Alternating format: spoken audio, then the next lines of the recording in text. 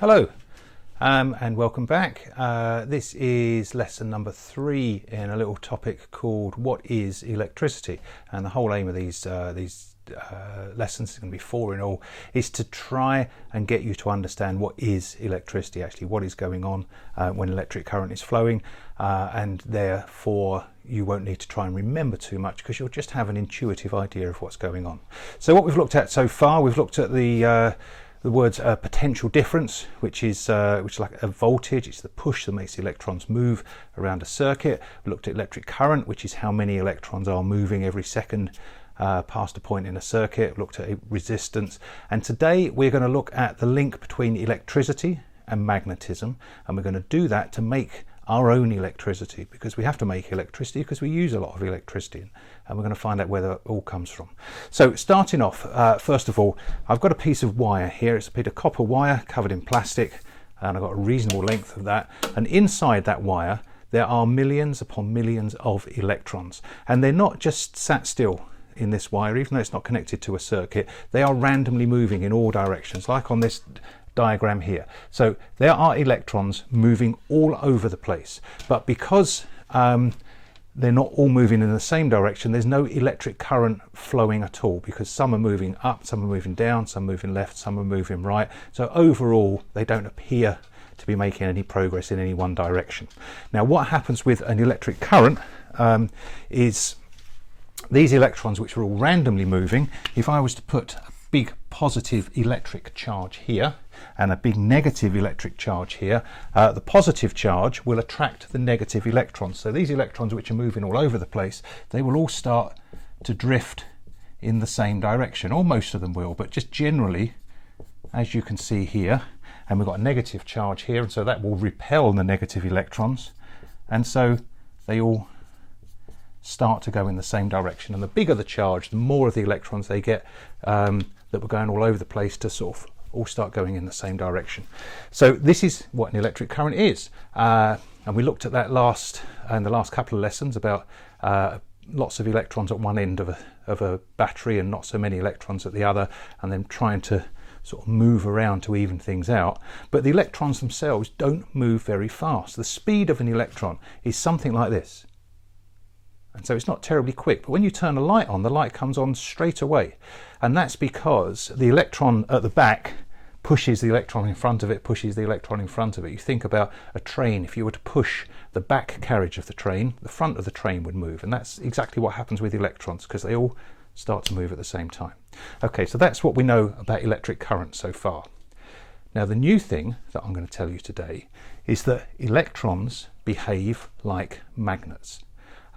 And this was a critical thing that was discovered by Michael Faraday a few hundred years ago, is that you can think of each electron as a little tiny magnet, but in this position here all the electrons are going in different directions, so you can think of millions of magnets just randomly pointing in random directions. So this wouldn't work as a magnet because they're all pulling in different directions. But if you've got an electric current flowing, then all of a sudden you've got a lot of them are heading the same way. And so you've got a lot of the magnets have lined up. And from this, we worked out that if you have an electric current flowing through a wire, it becomes a magnet. And really rubbish magnet, not a very good magnet at all. The magnetism is so spread out and it's so weak that we can't really do anything with it. But along each little bit of this wire, there is a tiny magnet when there's an electric current flowing. And so if you've got a tiny magnet here, if you could bunch all this up like that into a coil, you've concentrated all the little mini magnets in that length of wire into a small space. And then you could make that even better if you wrap it around something like this. This is an iron nail. Now an iron's a magnetic material. This isn't a magnet at the moment, it's just a piece of iron. I've got a pile of paper clips here which are attracted to magnets, so you can see that's not a magnet. But if you get this, and you wrap it round and round and round and round, and all those little mini magnets, which are the electrons down the wire, all doing their own thing a long way from each other, are all joined together, or their magnetism is concentrated in one place. And you can see here, I've got a big coil of wire wrapped around that iron nail. And now I'm going to send an electric current through it. So a crocodile clip on that end, and this one here, crocodile clip here. Now you've probably seen this before, and so that is not a magnet, it's not picking that up, but I'll put an electric current on, and all of a sudden I can pick up loads of magnets, loads of paper clips, and when I turn the current off, most of them fall off, some of them stay on, because what you've done is this little piece of iron, you've actually now made it into a little bit of a magnet, because you've made all the little mini magnets in there line up a little bit and stay in one place. So there we go. So you have got electricity and magnetism. So an electric current is a very weak magnet, but if you concentrate it all in one place and you wrap it around an iron core, you can make an electromagnet. Now you may have seen that. So, but I said at the start I was going to show you how to make electricity. So let's think again.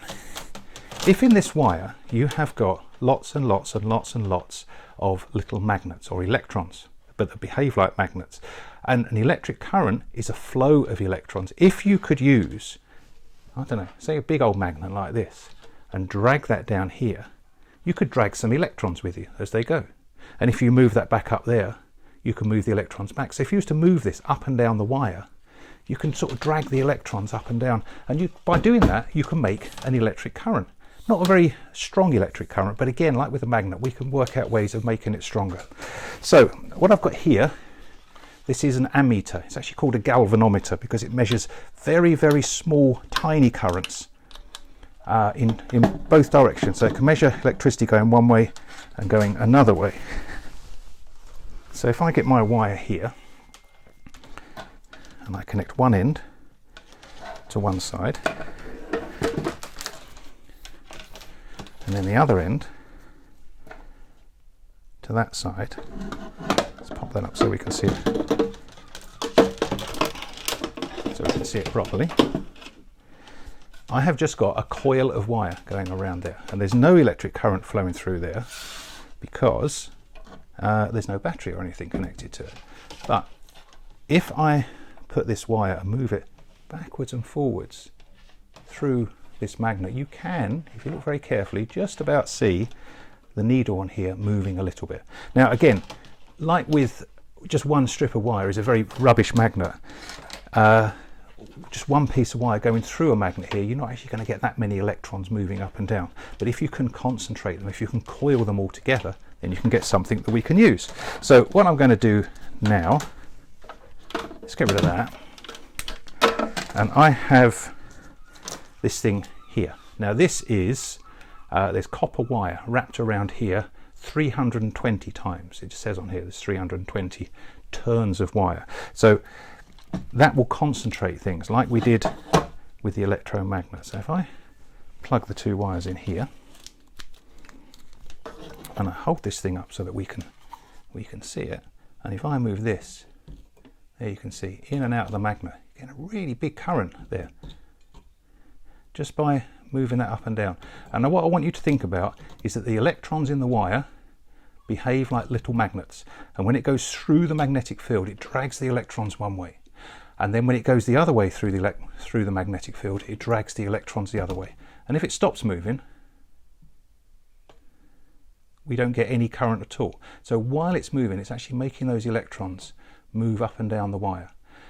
By doing this, we're making what we're calling an alternating current. The electricity goes one way and then it goes another way, like that. And this is how we generate electricity. Now, quite often you don't really move magnets backwards and forwards, but you will spin a magnet. Now you can see by me spinning this thing here, you're getting an alternating current. It goes one way. What's going on there? I think I've damaged that by putting too much through. There we go. Electric current goes one way and then the other way, like that. So if we can spin a coil of wire near to a magnetic field, then that magnetic field makes all of those electrons, all those little mini magnets, think of them like that, makes them go backwards and forwards, up and down the wire, and that makes an alternating current. And that's how we make our electricity. You think nearly everything that makes electricity, think about wind farms, they are just spinning something round. And the wind will spin that turbine, and that turbine will turn a coil of wire inside a magnet, or maybe a magnet inside a coil of wire, and that's how we make electricity. because electricity and magnetism more or less the same thing.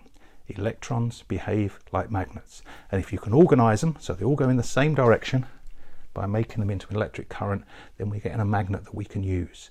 And if you concentrate all those little bits of magnets together in a coil and then put that coil around a piece of iron, which is a magnetic material, we can make a proper strong electromagnet. Right, that's it for this lesson. In the next lesson we're going to use the ideas of electricity and magnetism to make something move. And if we can use electricity and magnetism to make something move, then we can make electric motors and electric cars and things like that. So that's going to be in the next lesson. Okay, take care. See you next time.